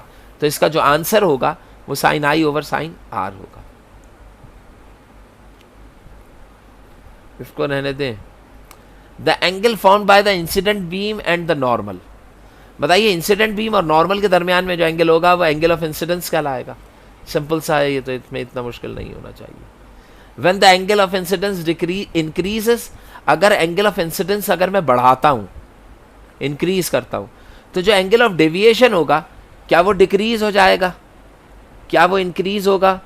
अब इसमें क्या होता है? First decrease to the minimum value and then it increases. और वो जो मिनिमम वैल्यू होती है वो ऑलमोस्ट 38 डिग्री तक होती है मिनिमम वैल्यू। प्रिज्म के अंदर अगर मैं एंगल ऑफ इंसिडेंस बढ़ाता हूं तो एंगल ऑफ डेविएशन क्या होता जाएगा? कम होता जाएगा, और ये मैक्सिमम वैल्यू 38 तक पहुंचेगा, और 38 तक जाने के बाद कम होते होते 38 तक पहुंचेगा, और फिर 38 से दोबारा से क्या होने लगेगा? इंक्रीज होने लगेगा। तो इसके लिए आंसर क्या होगा? First decreases to the minimum value, जो कि कितने डिग्री है? 38 डिग्री, एंड देन इंक्रीज, फिर एंगल ऑफ डेविएशन इंक्रीज होगा and increase the angle of, अगर इंसिडेंस बढ़ाता जाऊंगा एंगल बढ़ता जाएगा। बस इसमें सिर्फ ये समझने के लिए ऐसा कर लीजिएगा, क्योंकि हमने डिटेल में प्रैक्टिकल्स तो हमने परफॉर्म किए नहीं है, लेकिन ये कॉन्सेप्ट आपके जहन में होना चाहिए। अच्छा जी, on increasing the angle of incidence the prism experiment emergent angle will be. अब यहाँ पे कह रहे हैं इमर्जेंट एंगल के अंदर आंसर सी दे रहे हैं, इंक्रीजेस। इमर्जेंट एंगल जो है वो 90 डिग्री, लेकिन ये आपके कोर्स के अंदर नहीं है, इतना डिटेल के अंदर नहीं पूछेंगे, तो लिहाजा आप इस तरफ ना जाएं, ठीक है ना। हम सिंपल सी चीज़ें देख रहे हैं जिसके बेस के ऊपर आपके पास क्वेश्चन आ सकते हैं। अच्छा, ये कह रहे हैं कि जो इंसिडेंट बीम है, इंसिडेंट रे है, और इमर्जेंट रे है प्रिज्म एक्सपेरिमेंट में, आपको पता है कि प्रिज्म एक्सपेरिमेंट में इंसिडेंट रे और इमर्जेंट रे ये हमेशा एक दूसरे से बेंड कर जाएंगी। इंसिडेंट अगर ऐसे आ रही है, प्रिज्म रख दिया है, तो इमर्जेंट रे हमेशा क्या करेगी? बेंड करेगी। बेंड होने का मतलब क्या हो गया? ऑलवेज पैरेलल गलत हो जाएगा, नेवर पैरेलल। हाँ, ये चीज़ सही हो सकती है कि कभी पैरेलल नहीं हो सकती। हाँ, मैंने आपको बताया था कि अगर ग्लास स्लैब है तो ग्लास स्लैब में अगर रे एंटर हुई है थोड़ी सी बेंड होगी, जब बाहर निकलेगी तो वो इस प्रीवियस रे के क्या हो जाएगी? पैरेलल। ग्लास स्लैब होगा तो आंसर आएगा ऑलवेज पैरेलल, लेकिन अगर प्रिज्म है तो आंसर क्या होगा? Never parallel. तो इसके लिए आप आंसर क्या मार्क करेंगे? Never parallel. ये डिपेंड्स अपॉन प्रिज्म इंसिडेंस, इसको छोड़ दीजिएगा। तो इसके अंदर ये दो पॉसिबल हो सकते हैं। अभी जो आंसर है वो आपके पास, जो आप इसमें आंसर मार्क करेंगे वो नेवर पैरेलल मार्क करेंगे, ठीक है। अच्छा जी, अब ये आपके पास कह रहे हैं कि for the refraction of the light ray through the glass prism the path of the ray as shown in the figure. अभी क्या कह रहे हैं, the angle of incidence, the angle of emergence, angle of incidence, angle of emergence and angle of deviation respectively है। अब बताइए, angle of incidence तो X है, ये तो समझ में आ रहा है, और एंगल ऑफ डेविएशन जो होगा वो क्या होगा, जेड। तो एक्स जेड तो हमें समझ में आ गया। अब एंगल ऑफ इमरजेंस क्या होगा, जो इमरजेंट, देखिए इमरजेंट बीम जो थी या इमरजेंट रे जो थी वो ये वाली रे है ना, तो इसका जो नॉर्मल के साथ एंगल या एंगल ऑफ इमरजेंस कहलाएगा। तो इसका मतलब क्या, वो एंगल क्या होना चाहिए, एम। तो एक्स जेड और एम होना चाहिए, एक्स जेड और एम, ये तीन एंगल्स समझ में आते हैं। अब इंसिडेंस में एक्स होगा, इमरजेंस एम होगा, फिर जेड, एक्स एम जेड। तो देखिए एक्स एम और जेड, तो ये इसका डी आंसर होना चाहिए, सही। अब ये बताइए, ये तीन फिगर्स दी हुई हैं और तीन फिगर्स में आपसे कह रहे हैं कि पहचानो कि ये कौन सी फिगर जो है वो दुरुस्त होगी, सही होगी। अब आप ये देखिए, लाइट यहां से एंटर हुई बगैर किसी डेविएशन के स्ट्रेट चली गई, तो क्या मीडियम सेम था, नहीं, तो ये नहीं हो सकता। लाइट यहां से एंटर हुई, बेंड की नॉर्मल टूवर्ड्स, ठीक है, वापस यूं नीचे आना चाहिए था, ऊपर क्यों चली गई, बेंडिंग अवे क्यों हुआ, तो ये तो गलत हो गया, ऐसे नहीं हो सकता। इसलिए यहां पर भी स्ट्रेट आने के बाद ऐसे बेंड कर गई, ये भी नहीं। यहां पे देखिए, स्ट्रेट आई, स्ट्राइक किया, स्ट्रेट हुई पैरेलल टू द बेस, और फिर वापस नीचे की तरफ, ये वाली फिगर जो है वो ठीक है रिफ्रैक्शन के, ठीक है। अब देखिए, in the experiment to trace, वो एक्सपेरिमेंट जिसमें हम ट्रेस करते हैं path of a ray light through a glass prism for different values of angle of incidence, the students would find the that the emergent ray is parallel to the incident ray। आपके पास क्या है कि आपके पास parallel to the incident ray हो, आपके पास the glass prism for different values of angle of incidence, the student will find the emergent ray। हर एक के लिए, हर different angle of incidence के लिए angle of दूसरा angle यानी कि emergent beam जो होती है वो आपको मिल रही होती है। अब इसका क्या है, is parallel to the incident ray, क्या इंसिडेंट, लेकिन इसमें पता है क्या मामला है, ये आपके पास प्रैक्टिकल की डिटेल में चला गया। तो उस डिटेल के अंदर चूंकि हम प्रैक्टिकल हमने परफॉर्म करना नहीं है, तो सिर्फ सिंपल से इस फिगर से रिलेटेड पूछेंगे, इन दोनों के रिलेटेड कंप्लीटली इन्फॉर्मेशन लेने की ज़रूरत नहीं, तो इसको इतने डिटेल में देखने की ज़रूरत नहीं, इसको रहने दीजिएगा। जो इंपॉर्टेंट क्वेश्चंस हैं वो देखेंगे। तो आपने एक जो क्वेश्चंस थे जो प्रिज्म से रिलेटेड थे वो हमने एक प्रैक्टिकल के यहाँ पे परफॉर्म कर दिए। अब ये ग्लास लैब का दे रहा है आपको क्वेश्चंस, दोबारा से वैसे वही क्वेश्चन किए जा रहे हैं, रिफ्रैक्शन ऑफ लाइट क्या होती है, फिर कह रहा है ड्यूरिंग एक्सपेरिमेंट। अब इस एक्सपेरिमेंट में क्या किया गया था, एक ग्लास स्लैब से लाइट को पास किया गया था। What should be the angle of incidence, कितना होना चाहिए। तो जो आप ग्लास स्लैब यूज कर रहे होते हैं उसमें 30 से 60 के इन बिटवीन, ये खुद कह रहे हैं कि एंगल ऑफ इंसिडेंस जो आप रखें वो 30 से 60।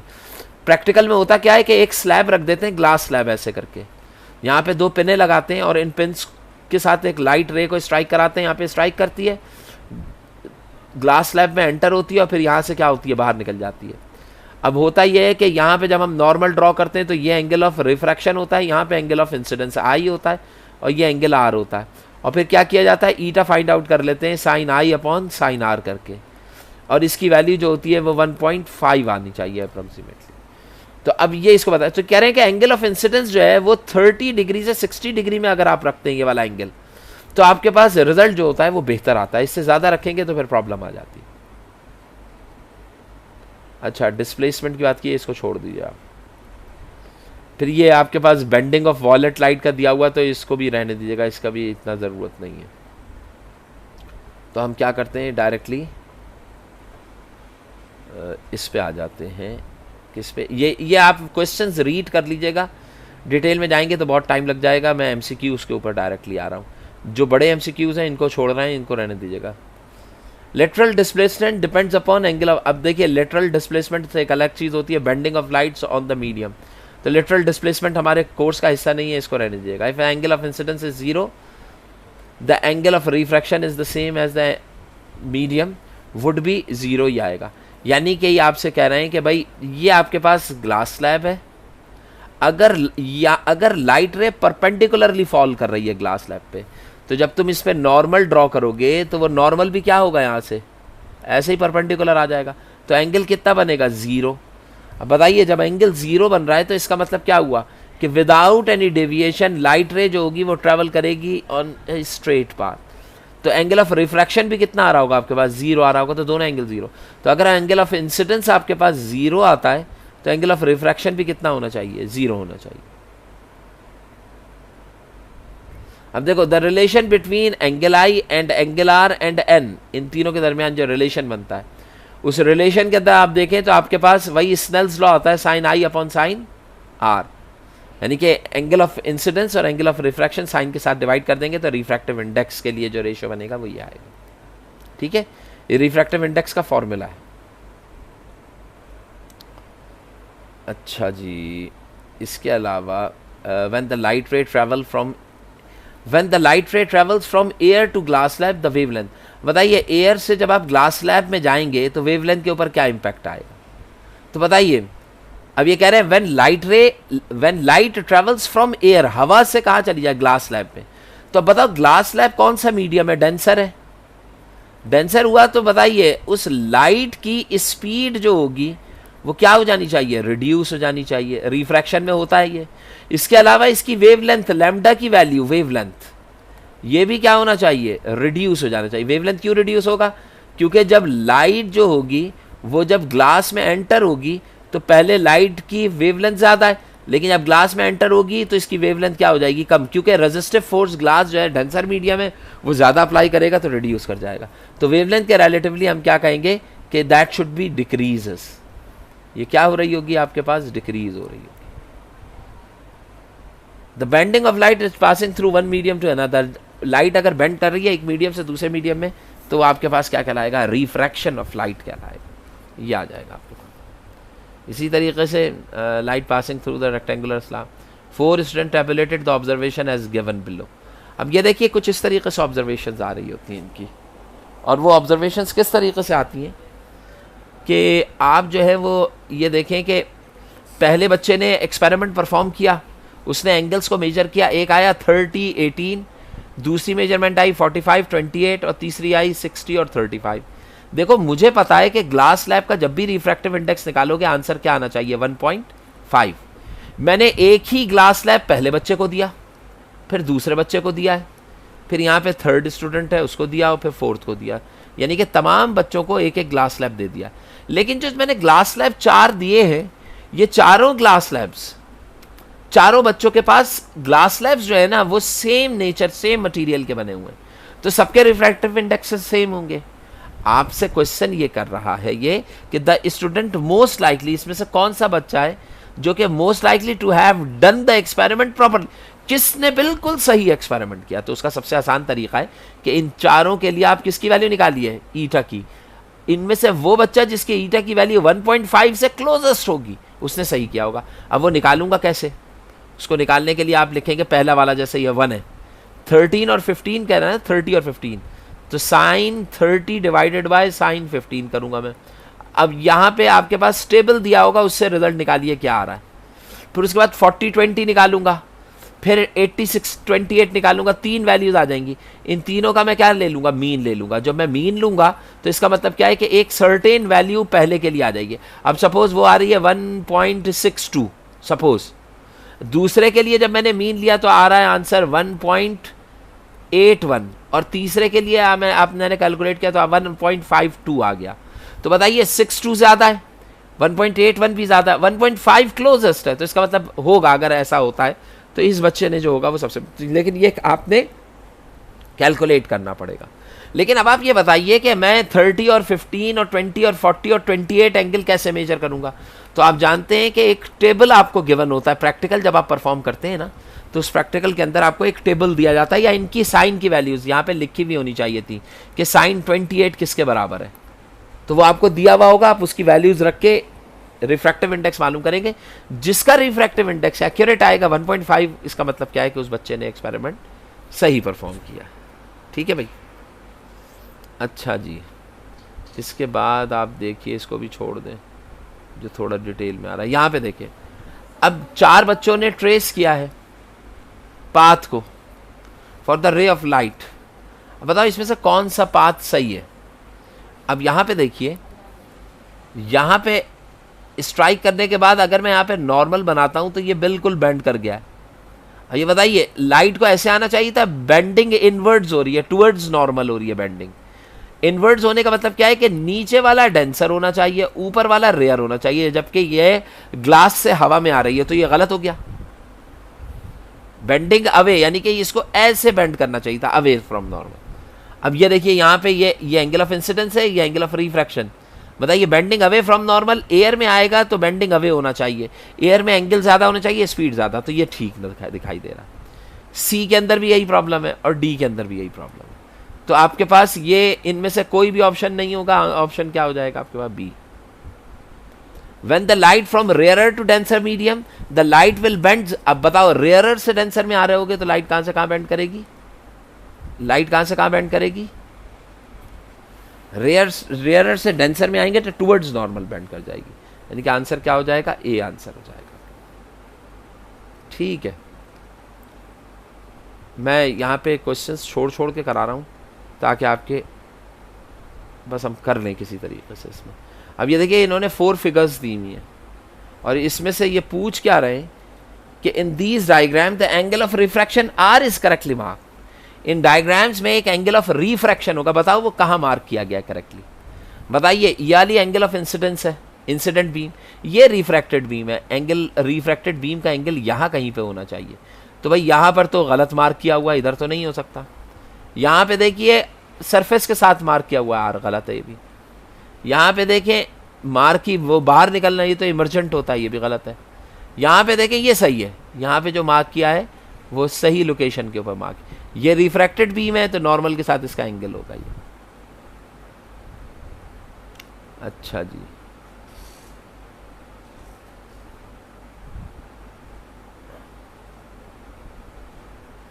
अच्छा इसमें बस इतनी डिटेल में जाने की ज़रूरत नहीं, जो पॉइंट्स हमने दिए हैं इसके रिलेटिवली जो है वो बस इतना काफ़ी है। यहाँ पे देखिए ये एक्सपेरिमेंट करते कैसे हैं कि ग्लास स्लैब को प्लेस करके 2 पिन्स लगाते हैं, ऐसे करके ये 2 पिन्स लगा देते हैं। अब ये आप इसके लिए ये प्रिकॉशंस ये रखी जाती हैं कि पिन्स के दरमियान डिस्टेंस तकरीबन 5 सेंटीमीटर का होना चाहिए, यानी कि कुछ दूर लगनी चाहिए पिने। और दूसरी चीज़ ये होती है कि ये पिने जो हैं ये नॉर्मल से ऑलमोस्ट कितना डिग्री एंगल बना रही हो? 30 डिग्री एंगल बना रही हो, 30 से थोड़ा ज़्यादा हो। अब मामला ये है कि यहाँ पे देखिए पिने क्लोज हो गई हैं, एंगल तो ठीक है लेकिन पिने क्या हो गई हैं? क्लोज हो गई हैं, तो ये रहने दें। यहाँ पे पिने भी दूर है और एंगल भी सही है, तो बी ठीक हो सकता है। सी के अंदर परपेंडिकुलर पिन्स तो लगनी नहीं है, थोड़ी सी बेंडेड लगनी चाहिए, और यहाँ पे ये बहुत ज़्यादा बेंड कर गया है। ज़्यादा बेंड करने का तो क्या, नॉर्मल से एंगल जो है वो 60 डिग्री से एक्सीड कर गया, ज़्यादा हो गया, तो ये भी क्या होगा? ये भी आपके पास रिजल्ट सही नहीं देगा। तो बी जो होगा वो आपके पास रिजल्ट दे रहा होगा सर।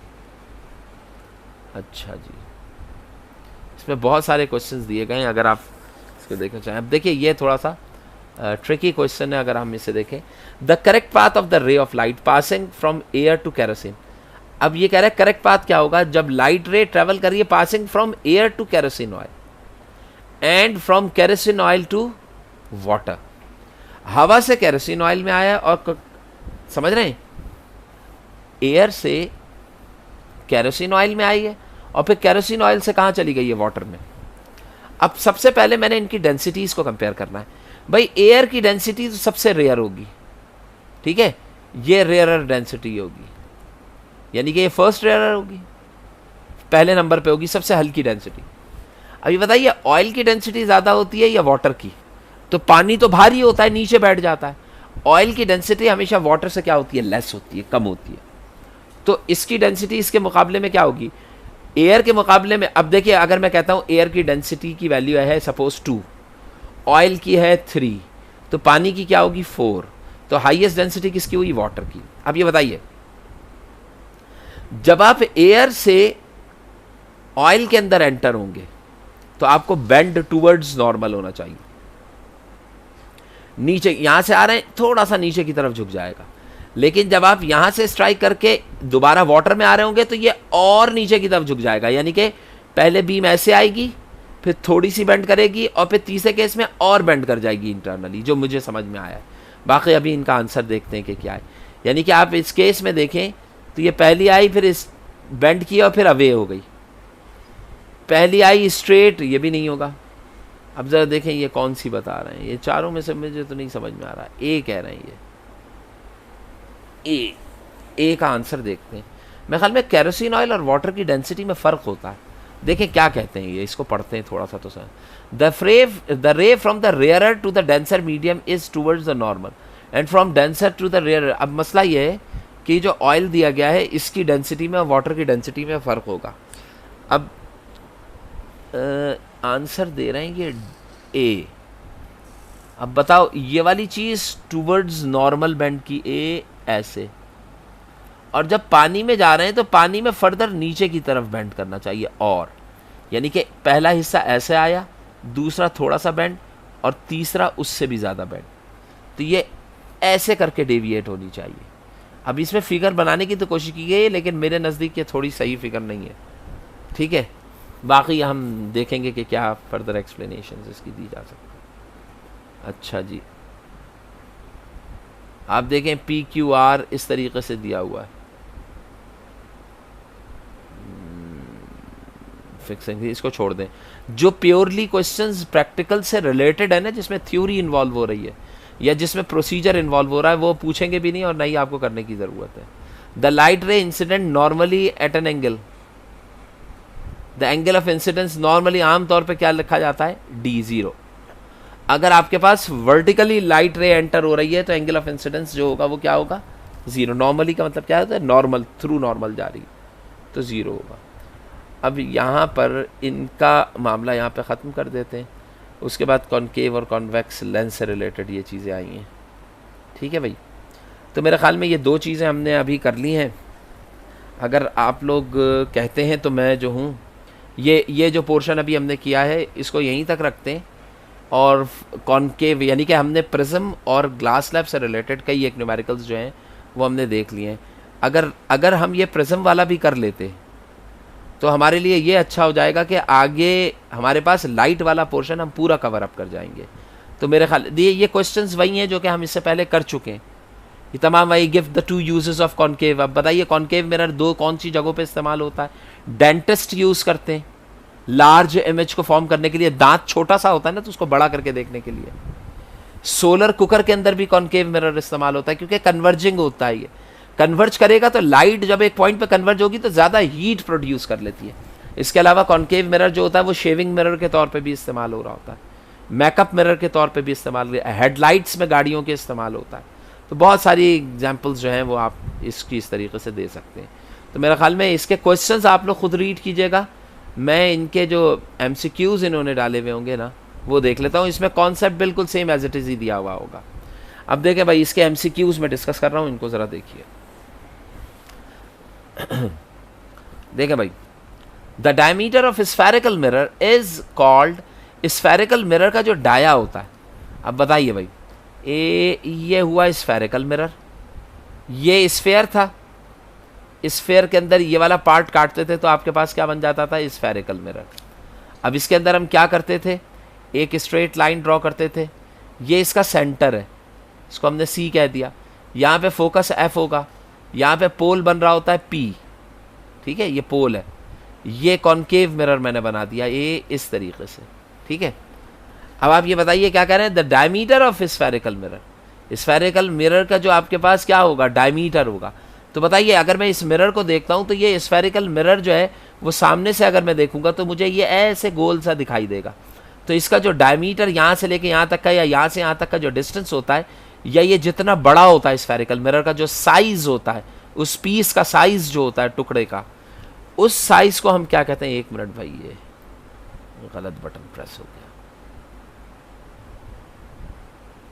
1 मिनट रुकिएगा भाई, 1 सेकंड। हाँ, इस साइज को हम कहते हैं अपर्चर।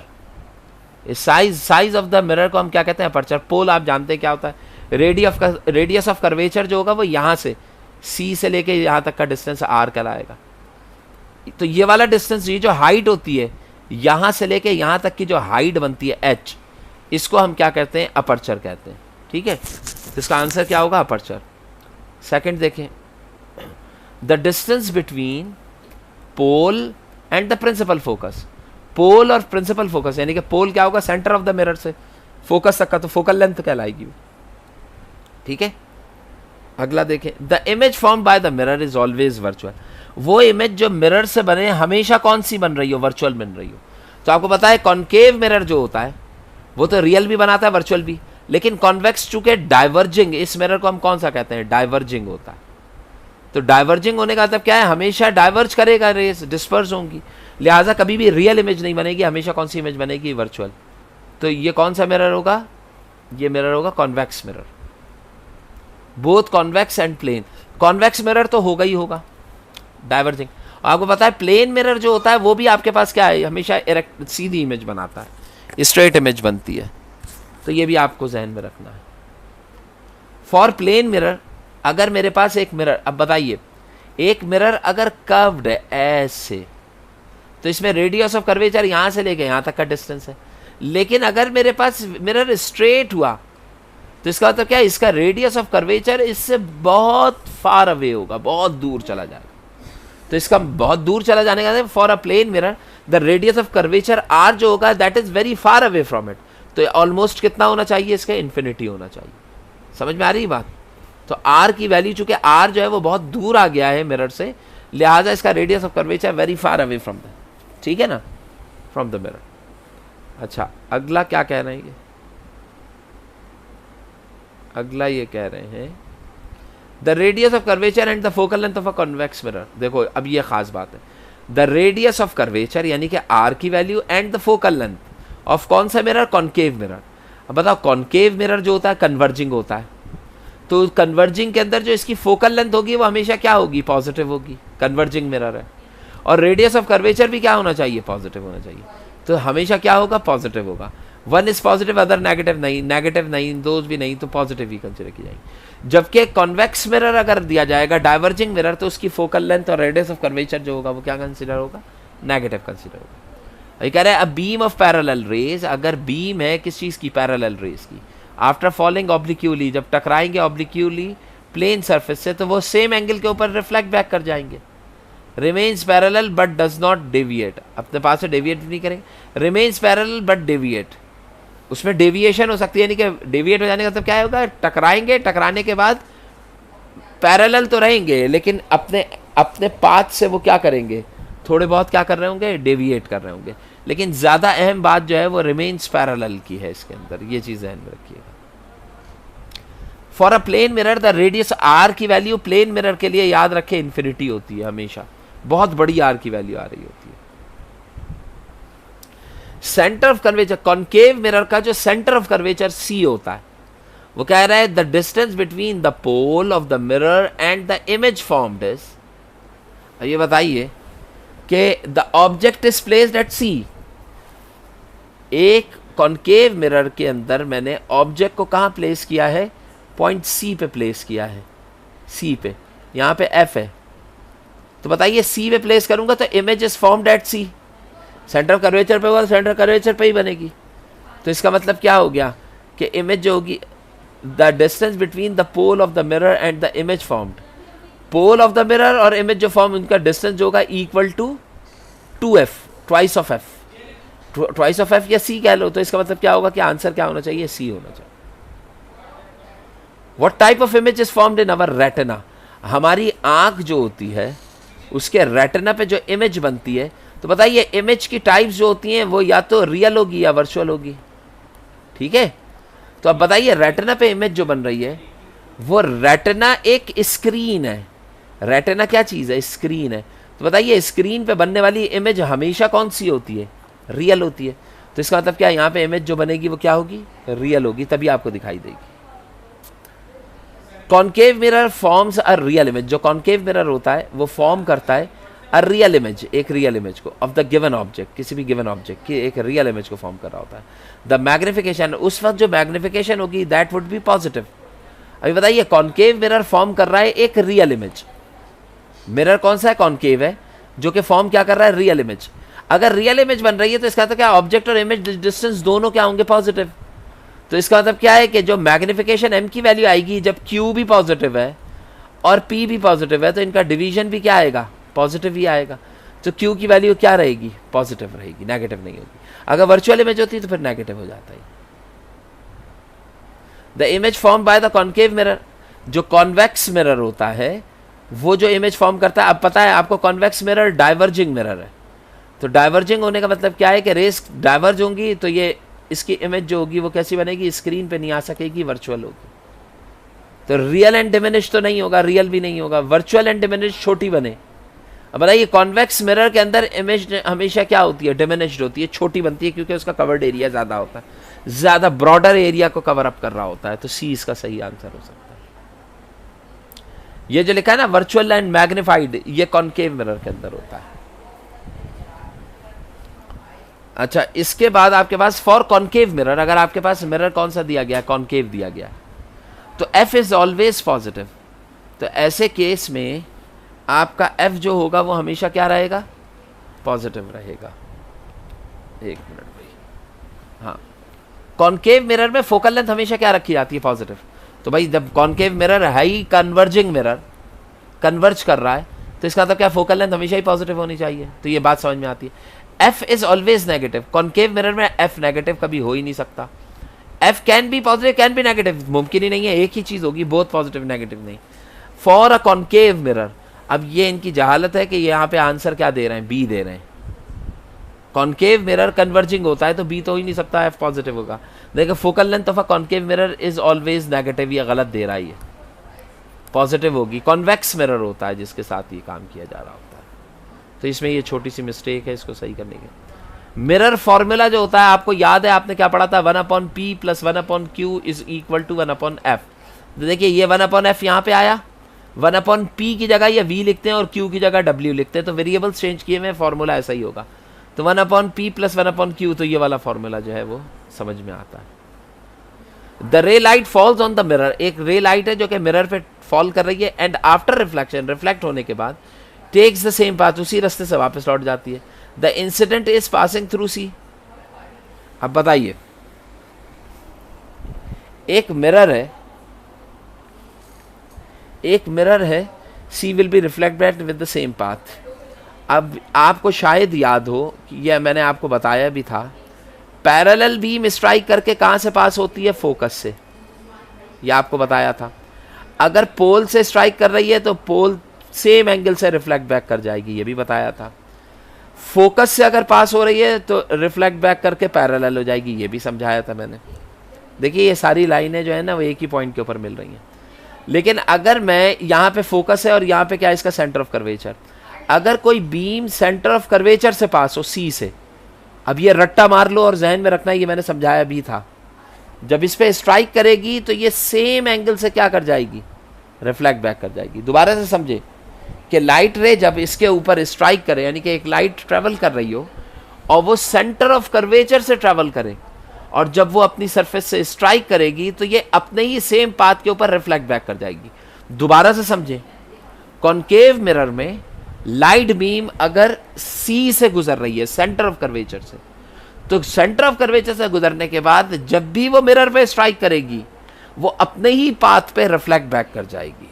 ठीक है भाई, अब जरा रुकिएगा 2 मिनट।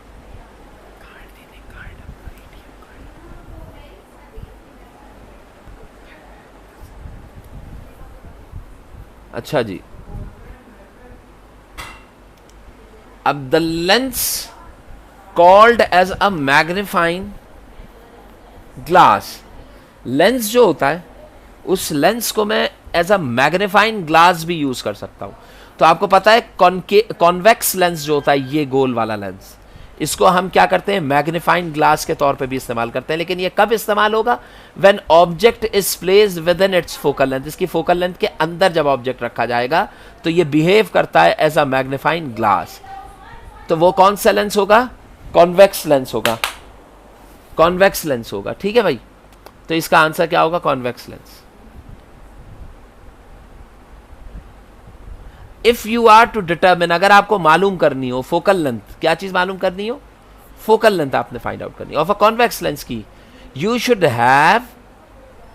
अब बताइए, अगर मुझे फोकल लेंथ एक कॉन्वेक्स लेंस की मालूम करनी है तो मेरे पास कॉन्वेक्स लेंस एंड स्क्रीन होनी चाहिए, convex lens and a lens holder, a lens holder, screen holder and the scale, the convex lens, screen holder, scale. तो इसमें डी चीजें देखें मालूम कैसे की जाती है कि इसके अंदर करा क्या जाता है कि जब हम एक्सपेरिमेंट परफॉर्म करते हैं फोकल लेंथ फाइंडिंग की एक कॉन्वेक्स लेंस के लिए, तो कॉन्वेक्स लेंस को हम एक टेबल के ऊपर पहले प्लेस करते हैं। इसको प्लेस कैसे करते हैं कि यहाँ पे इसका एक होल्डर होता है, होल्डर के साथ हम क्या करते हैं, इसे टेबल के ऊपर क्या करते हैं, प्लेस कर देते हैं। लेंस यहाँ पर होता है, ये टेबल के ऊपर प्लेस किया गया है, लेंस ऊपर है। अब इस लेंस के साथ यहाँ पर एक और होल्डर होता है, और इस होल्डर के साथ यहाँ पे क्या होती है, एक निडल होती है। इस निडल को मैं क्या कहता हूँ, ऑब्जेक्ट कहता हूँ। तो एक ऑब्जेक्ट निडल होनी चाहिए, एक इमेज निडल होनी चाहिए, एक और इमेज निडल इस तरफ रखी जाती है, और फिर इन दोनों की इमेजेस को हम एक दूसरे के साथ मर्जअप करके पैरालेक्स रिमूव करते हैं। तो मेरे पास तीन चीज़ें जो हम जो पढ़ते हैं उसमें एक ऑब्जेक्ट निडल हो, एक इमेज निडल हो, दो चीज़ें हो गई, और तीसरा एक लेंस हो और एक इसका होल्डर हो और एक स्केल हो। ये आइटम्स रिक्वायर्ड होते हैं इसके अंदर फाइंड आउट करने के लिए। लेकिन चूंकि ये प्रैक्टिकल की क्या कहेंगे उसको, हम प्रोसीजर से रिलेटेड है, लिहाजा इसको आप इतनी इंपॉर्टेंस ना दें और इसे हम नहीं देखते, ठीक है ना। तो ये प्रोसीजर से रिलेटेड क्वेश्चन आ रहा है, तो इनको जाने दें। अच्छा जी, स्किल्स, ऑब्जर्वेशनल स्किल्स। अब यहाँ पे देखिए, ये क्वेश्चन इंपॉर्टेंट है, ये आ सकते हैं। कॉन्केव मिरर गिव्स वर्चुअल, एक कॉन्केव मिरर है जो कि आपको कैसी इमेज दे रहा है, वर्चुअल दे रहा है। आपको याद है कॉन्केव मिरर कन्वर्जिंग होता है। अगर मैं इसके, ये हो गया C और ये हो गया F, अगर मैं फोकल लेंथ के अंदर रख देता हूं ऑब्जेक्ट, तो इमेज कैसी बनती है, वर्चुअल बनती है, इरेक्ट बनती है और इन लार्ज साइज इमेज बनती है। तो it means you should place object between P and F और P के क्या करेंगे, दरमियान में जब आप रखेंगे तो ये प्रोसेस परफॉर्म होगा, बिटवीन P एंड F। तो within the focal length या PF रखेंगे। व्हेन ऑब्जेक्ट इज प्लेस्ड, दूसरा क्या कह रहे हैं, when object is placed between F and P, then, अच्छा ये तो the image formed by the plane mirror के अंदर जो इमेज होती है वो हमेशा कैसी होती है, इरेक्ट होती है, और रियल तो नहीं हो सकती, रियल यहाँ पे पॉसिबल नहीं है, तो ये भी रियल पॉसिबल नहीं होगा। ये दोनों वर्चुअल मुमकिन है। लेकिन अब आप बताइए कि वर्चुअल के साथ क्या इन्वर्टेड होती है, शीशे में जो प्लेन मिरर होता है इसमें अपनी शक्ल देखते हैं तो उसमें आप उल्टे तो नहीं दिखाई दे रहे होते ना, तो ये वाला आंसर नहीं हो सकेगा। तो आंसर आपके पास कौन सा हो जाएगा, आंसर आपके पास यहाँ पर C हो जाएगा। C is the correct answer. Erect भी होती है, सीधी भी होती है और वर्चुअल भी होती है। The mirror is always gives a, वो मिरर जो कि हमेशा गिव्स अ वर्चुअल, हमेशा वर्चुअल इमेज देता है, उस मिरर को हम कन्वर्जिंग मिरर कहते हैं। और वो किसके यहाँ पर, सॉरी, डाइवर्जिंग मिरर हमेशा वर्चुअल इमेज देगा, जिसको हम क्या कहते हैं, कॉन्वेक्स मिरर। और देखिए छोटी इमेज, आप इमेज जो होगी वो स्मॉलर होगी एज कम्पेयर टू ऑब्जेक्ट। तो आपको पता है कि लेस मैग्नीफाइड आपके पास, और डाइवर्जिंग मिरर होता है कॉन्वेक्स, ये वाला, ये आंसर होगा, ये नहीं होगा। तो ये ऐसे मिरर होता है, बल्जिंग सरफेस बाहर होती है, तो इसके अंदर जो इमेज बनती है वो साइज में क्या होती है, छोटी होती है। इसका ब्रॉडर, इसका जो व्यू होता है वो ब्रॉडर होता है, ठीक है। The object when placed at the focus, अगर ऑब्जेक्ट जो है वो फोकस के ऊपर रखा गया है तो उसकी इमेज जो होगी वो इन्फिनिटी डिस्टेंस के ऊपर बन रही होगी। तो ये भी आप जानते हैं। अच्छा, इसको रहने दीजिएगा, ये एक्सपेरिमेंटल क्वेश्चंस हैं तो इसकी इतनी डिटेल में। अब यहाँ पे देखिए, यहाँ पे इंपॉर्टेंट चीज़ ये है कि पैरेलल बीम स्ट्राइक करके एक पॉइंट के ऊपर कन्वर्ज होकर रेज बना रही हैं। अब यहाँ पे बताइए कि व्हेन पैरेलल बीम्स स्ट्राइक, देखिए पैरेलल रेज जो है फ्रॉम डिस्टेंट ट्री, एक बहुत दूर यहाँ पे कहीं दरख्त है, यहाँ कहीं पे ना एक बहुत बड़ा सा दरख्त था इस जगह पर, ठीक है, ये एक दरख्त था। इस दरख्त में से निकलने वाली रेज चूंकि दूर से आ रही हैं तो पैरेलल हो गई। जब कन्वर्जिंग मिरर से स्ट्राइक किया तो कन्वर्जिंग मिरर ने उन तमाम बीम्स को कन्वर्ज कर दिया किस पॉइंट पे, अपने फोकस के ऊपर, फोकल पॉइंट के ऊपर। अब ये क्या कहता है, the incident on the concave mirror, उससे टकराई, form an image on the screen, उसने स्क्रीन के ऊपर इमेज बना ली। अब ये बताइए कि दरख्त जो बाहर होगा वो तो सीधा होगा, तो उसकी इमेज यहाँ पे जो बननी चाहिए वो कैसी बननी चाहिए, उल्टी। जबकि यहाँ पे देखें कि जो पहली इमेज बनी है वो सीधी बन रही है, तो ये तो मुमकिन नहीं है। यहाँ पे देखें ऐसे बन रही है, तो इसका मतलब क्या है कि दरख्त ज़मीन पे यूं तो नहीं लग सकता ना। अब यहाँ पे देखिए ये इन्वर्टेड इमेज है, तो ये ठीक होगा, क्योंकि आपको पता है कि रियल इमेज बन रही है, कन्वर्जेंस है, कन्वर्जिंग मिरर है, स्क्रीन के ऊपर इमेज अटेन कर रहे हैं, तो that should be an inverted image. तो इन्वर्टेड का मतलब क्या है कि इसका आंसर क्या होगा, सी होगा, क्योंकि इमेज रियल एंड इन्वर्टेड होती है। मिरर यूज्ड इन कार्स, वो मिरर जो गाड़ियों में इस्तेमाल होता है हेडलाइट्स में। तो हेडलाइट के अंदर मिरर कौन सा इस्तेमाल होता है, कन्वर्जिंग। किस तरीके से भाई, ये अगर गाड़ी है और ये गाड़ी की लाइट है, तो गाड़ी की लाइट अगर आप अंदर से देखेंगे ना तो वो इस तरीके से होती है, ये गाड़ी हो गई, ठीक है। अंदर से लाइट जो होती है वो ऐसे कर्व्ड होता है, यानी कि यहाँ बैक से इसको पॉलिश किया हुआ होता है। अब यहाँ पे जब मैं लाइट रखूंगा तो लाइट जब इससे स्ट्राइक करेगी तो ये कन्वर्जिंग मिरर लाइट को पैरेलल रिफ्लेक्ट बैक करेगा। पैरेलल बीम जो होगी वो बहुत लॉन्गर डिस्टेंस ट्रेवल कर जाती है और मुझे बहुत दूर तक नजर आता है। तो याद रखें हेडलाइट्स में हमेशा कन्वर्जिंग मिरर जो होगा वो क्या होगा, यूज करेंगे। तो कन्वर्जिंग कौन सा होगा, कॉन्वेक्स्ड होगा। रिफ्लेक्टर फोकस लाइट, यानी कि लाइट को आपको क्या करेगा, पैरेलल बीम को ट्रेवल करा देगा। अब ये कह रहा है an object is placed at the centre of curvature, के ऊपर एक ऑब्जेक्ट को प्लेस किया गया कॉनकेव मिरर। सी पे प्लेस करोगे तो image will be formed at C, C पे ही बनेगी, तो सी ही आंसर होगा इसका। To find the focal length of a concave mirror, अगर आपने focal length concave, Rahul focus the distant object on the mirror, choose the chosen object should be a tree, a building, a window, the sun. ये कह रहे हैं tree, the object should be far but not very फार।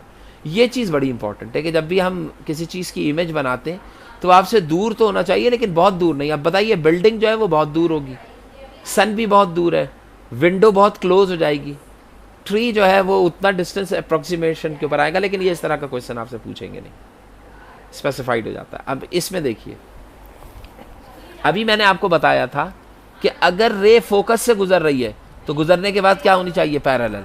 तो ये वाली figure तो गलत है, ये सी के साथ हुआ करता था। अगर पैरेलल टू प्रिंसिपल एक्सिस है, कहाँ से गुजरनी चाहिए थी, फोकस से, ये आगे से गुजर रही है, ये भी गलत हो गया। थर्ड के अंदर पैरेलल बीम स्ट्राइक कर रही है with certain angle, reflect back with certain angle, तो angle of incidence and angle of refraction दोनों इक्वल आ रहे हैं, ये वाली फिगर जो है वो ठीक है, थर्ड वन। तो अब आपसे ये क्या करें, फिगर 2 ओनली, फिगर 3 ओनली, तो आंसर क्या होना चाहिए, सी, फिगर 3 ओनली। अब यहां पे देखिए ये वही वाला क्वेश्चन आ गया कि the angle of refraction in the given, angle of reflection क्या होगा, बताइए। सेंटर ऑफ कर्वेचर जाएंगे, सेंटर ऑफ कर्वेचर से वापस आ जाएंगे। तो यहाँ पे जिस पाथ से गए उसी पाथ पे अगर आप रिफ्लेक्ट बैक कर रहे हैं तो सेम पाथ पे वापस आ रहे हैं, तो एंगल क्या होना चाहिए, 0 होना चाहिए। जब सी से जाते हैं तो सी से ही वापस आ जाते हैं। The incident ray makes an angle of 30 degree, 30 degree एक इंसिडेंट रे बीम जो है वो। The surface of the plane mirror, the angle of reflection. बस इसको यहीं तक रखते हैं मेरा बेटा, मैं खुद भी थक गया हूँ और आप लोग भी थक चुके होंगे, 11 बज चुके हैं। इससे ज़्यादा भी करना ना हमारे लिए थोड़ा सा प्रॉब्लमेटिक हो जाएगा। तो मैं एक्सपेक्ट करता हूँ कि हमने काफ़ी सारी चीज़ें यहाँ पर हमने बहुत सारी चीज़ें यहाँ पे देखी और उसको समझने की भी कोशिश की। आप जो बच्चे हमारे साथ रहे और उन्होंने काम किया वो उनको चीज़ें क्लियर भी हुई होंगी। इसी तरीके से आज जो चीज़ें मैंने बता दी हैं, इसके बाद ऑनवर्ड्स आगे हम देखेंगे कि नेक्स्ट क्लास कब को रखी जाए। आपकी क्यूरीज़ के अंदर कुछ क्वेश्चंस इस तरीके के हैं जो कि रिलेटेड हैं किस चीज़ से, जो कि रिलेटेड हैं क्वेश्चंस इसके अलावा। अब आपने जो सवालात किए ना वो मैं यहाँ से लिख के, जो आपने लिखे हुए हैं उनका अगर मैं आंसर देना चाहूँ तो वो थोड़ा सा प्रॉब्लम आएगी। अभी जो मेरे अपने जहन में आ रहा है वो ये कि ये क्वेश्चंस आप अपने जहन में रखिएगा या किसी कॉपी के ऊपर ना नोट डाउन कर लें आप जो क्वेश्चंस हैं आपके। तो हम करेंगे ये कि जो क्वेश्चंस आप लोगों ने नोट डाउन कर लिए होंगे उन क्वेश्चंस के रिलेटिवली मैं जो हूँ वो आपकी क्लास में भी क्यूरीज को आंसर कर देंगे, और जो आप लोगों ने डीसी मोटर या एसी जनरेटर से रिलेटेड क्वेश्चंस किए हैं वो हम क्लास के अंदर एक दफ़ा एक रिवीजन लेक्चर जो है उससे रिलेटेड वो हम देख लेंगे। तो मेरा बेटा बस इसको यहीं तक रखें, यहाँ पे हम इस स्ट्रीमिंग को जो है वो एंड करते हैं। अल्लाह हाफ़िज़, अल्लाह हाफ़िज़ बेटा।